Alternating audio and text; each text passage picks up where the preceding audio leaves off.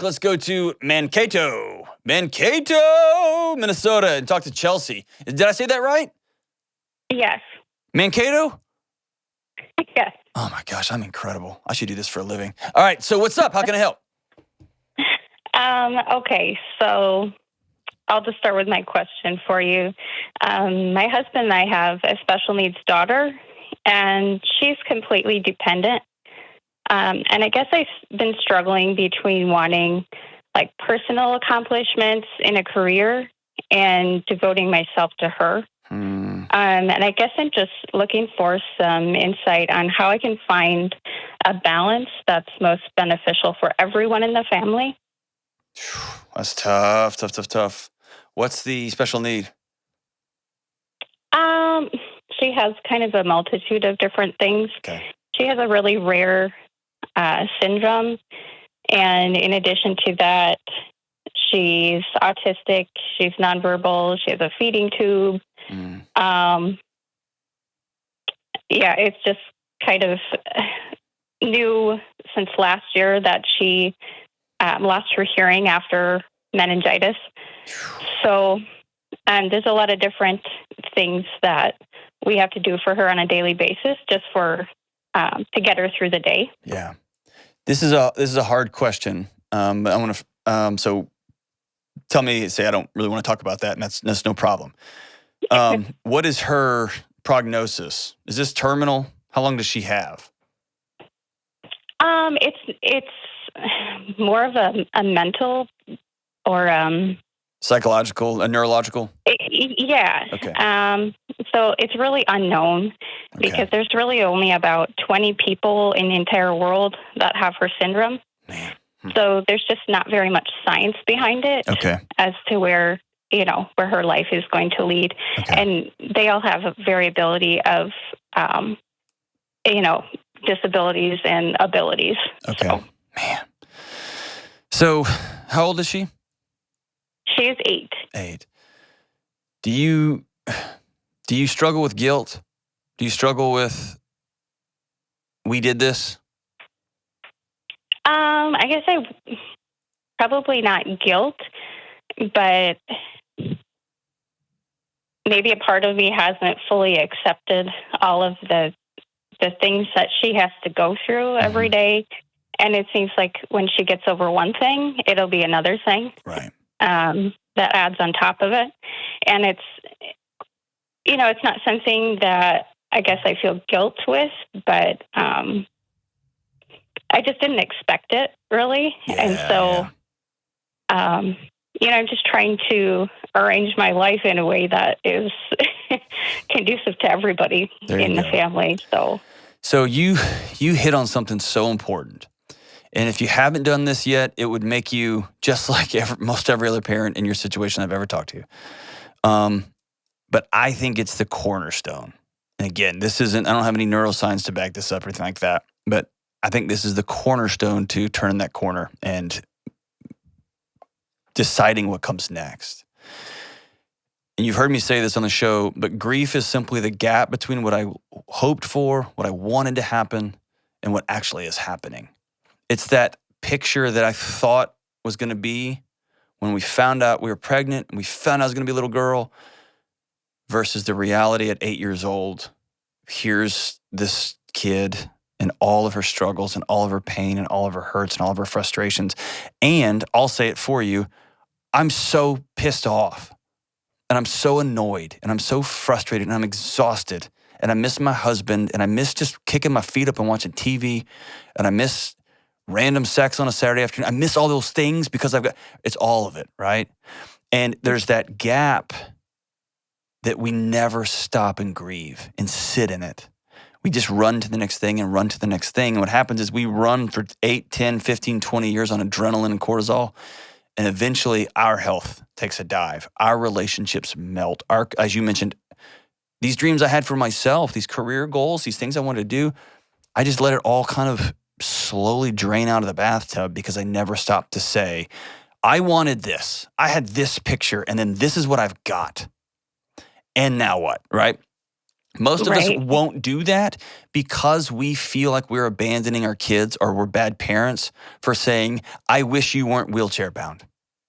I wish that you could get up and run around and play. I wish I didn't have to do all this stuff because you have hearing impairment and you have vision impairment and you have an inability to eat. I wish that we feel like if we say that we're dishonoring our kid, and we're not. If we don't say it, we're dishonoring our own bodies. Okay. And so I Right. think it's important to spend a moment, a season, some time in that gap. And that gap is hard. It hurts. It's brutal. Sometimes even saying it out loud will set off every mom alarm you have, and your husband joined every dad alarm you have. How is your marriage through this? It's good. My daughter, she came into our marriage. I had her before I married my husband. Oh, okay. And so he knew about her issues and things, obviously, before we got married. And he's really just he dived right in to help me out with everything. And Pretty awesome guy, huh? Yeah. That's cool. Very cool. Very cool. So I would love to see y'all get together. No kids, no nothing. Y'all have other kids together? We have a 5-year-old son. Okay. Normal, just maniacal, bouncing off of things 5-year-old? Yes. That's fun. So I would love to see y'all get together and do a marriage checkup. How are we? How are things? What do you miss? What do you not like? Often folks on either side of this equation, mom, dad, whoever, get really invested in accomplishing a bunch of tasks all day, and couples can accidentally find themselves as great co-managers of their household, but really distant from one another. So I'd love to see y'all go spend some time together and just say, where are we? Check up. How are things? We got another diagnosis. We got another challenge. And then we got meningitis on top of it. And we thought we were going to lose her. And now she's lost her hearing. So now we have more challenges. Where are we? And then grieve together. Right. And that might be, grieving together might be you writing a letter, him writing a letter, and y'all reading it to each other. Here's what I wished. I wish this, and it didn't happen. And then y'all can write that next one together. And I'm saying that one's more of, you don't really have to write a letter together, but then y'all say, what's next? And often, I'm glad you're not suffering from guilt. Often what I hear from parents of kids, especially, they feel guilty for wanting to go to work. They feel guilty for, I want my career. I feel guilt. They feel. I guess there is a little bit. Okay, so you do have a little bit of that. I mean, I left my career. I was a lab tech, and it just wasn't working because she has to go to therapy and things. Mm-hmm. And so it's like, I had to have the flexibility. Right. And so I almost felt like I was choosing between like having the income or the success or whatever I envisioned for myself. And it's like I had to give that up. It sounds selfish, but no. See, and that's here's what I want you to be really weary of. And when you do some writing on this for yourself, when you start writing yourself letters, you start grieving this, you got to be curious, not judgmental. Okay, you have to say, why do I get so mad when I think about the career I gave up? Not, I shouldn't be mad about my career, right? I don't want you to start labeling morality to these thoughts you're having. They're just your thoughts, man. And they're 1,000% valid. You're allowed to have those. It's got to be, I can't imagine. I get frustrated when my kid's like 4 minutes late to a thing, right? When they won't find their shoes. I can't imagine having to quit my career that I loved or that I wanted to go far in because, right? That is natural. It's normal. Hiding that and squashing that and trying to shut it down will eat your body from the inside out. And that brings me to this. If you choose ultimately, after you sit down with your husband, y'all talk about what is and what's going to be. If y'all say this is the season that we're going to try some in-home care and I'm going to go back to work. Well, I am working. Okay. I took a huge pay cut. Yep. Yeah. So I guess that's where I'm feeling it. So I want you to look at the math of this. Like if we have to get some in-home nursing care or some in-home nanny care, or we have to ultimately send our daughter to a home because we don't have the resources or the skill set or what to care for her, then let's have that conversation. Let's have that hard conversation that will be brutal and gut-wrenching, all that. But is this the reality of where we are? I would suggest you sound like someone who would really struggle if No, she absolutely knows where she is. She knows who we are. She knows all that stuff. I just don't really want to deal with it. You sound like someone who will really struggle with that. Is that fair? Yeah, I mean, it's constantly on my mind. Like, Okay. I'm not completely opposed to it. I've had to get used to the idea of it. Okay. Just the fact that maybe she's not going to be in our home when we're not able to take care of her anymore. Sure. But I've been trying to accept that, I guess. Okay. Lean into that discomfort and lean into the discomfort of, I may need to get some help. 3 days a week, I may need somebody else to help drive. And we are in a privileged financial position to be able to do that. Or we work really hard and save on other things so that we can make this happen. And that's going to give me some space in my marriage. It's going to give me some space with my 5-year-old. It's going to give me some space in my professional career.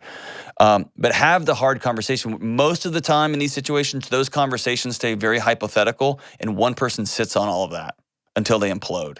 And then the house is just covered in contempt and resentment and ash. I would love to see you have those I really want to explore getting some help. Even if it's 5 hours a day for somebody to come in, skilled babysitter or something to come in and help. Or I want to have the conversation about a home. I want to have that conversation. If you ultimately get down the road and you say, there's no way I'm leaving my special needs kid just so I can go sit in meetings all day. I'm not doing that. That's insane. Don't apologize for that either, because I've heard that side too. Like, I feel like I should be back at work, but I actually like being here and I had to give a lot up, right? So it's both and. I want to push on your one word though. You're probably not going to find balance. That's mostly a myth. It's not real. You will find what works for you in particular seasons. You will never find an outfit that will work for 365 days a year. Sometimes you have to put on a coat. Sometimes you have to just wear a t-shirt. Sometimes you have to go inside because it's hot. You'll never be able to find a system that will work forever.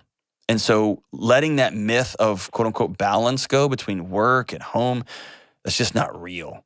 What's real is in this season for the next 24 months, I'm going to double down and try to go back to work full time and make $1 jillion. And I'm going to try the skilled nursing thing if we can afford it. I'm going to give that a shot in this season. And then if she has another medical setback and she needs her mom, then for this season, I'm going to go back to part-time and I'm going to stay at home. And if you look at it seasonally, then nobody says winter's broken when summer shows back up. Or nobody says summer's broken when winter shows up. It's just the cycle. It's just the way it goes. I want you to think of what's happening in y'all's world the same way. What is the next 24 months? Think in short-term cycles. What's the next 24 months? What's the next 36 months? What's the next year? What does that look like for us right now? And then what can I do right now to be successful in that area? And that might mean you got to say no to some stuff. That might mean that I'm going to spend less time with her and, push over to somebody else. I would lean towards that road, and I would let the word balance, just let that go. It's a myth. It's a vapor. It's not real. And we kill ourselves trying to get it. We buy a bunch of stupid day planners with millions of ribbons in them and all kind, whatever. Let it go. Let it go. You're a good mom, and that baby girl's lucky to have you. And it sounds like your job's lucky to have you too. Go out with your husband. Y'all pick this thing apart. Spend some time in grief. Spend some time in the pain of, I wanted that. But this is, and then y'all can make some hardcore decisions about what comes next.